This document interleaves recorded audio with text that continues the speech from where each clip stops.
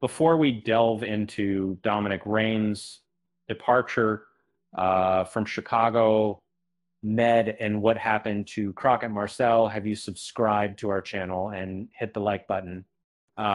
Let's uncover why Marcel bid adieu to Gaffney Chicago Medical Center. Marcel's exit left a void impacting the fabric of the medical drama.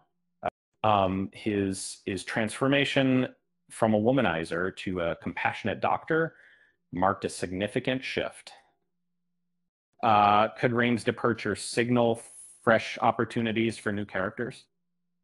While Raines didn't explicitly reveal his reasons, a need for creative challenges or narrative conclusion could have influenced his decision.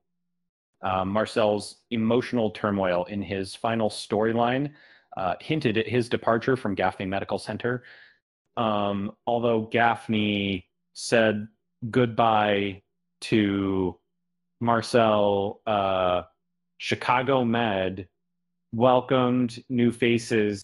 The door remains open for Marcel's return, offering potential story arcs. Who knows? Marcel might find his new role in Boston, not as expected, and seek his old position back.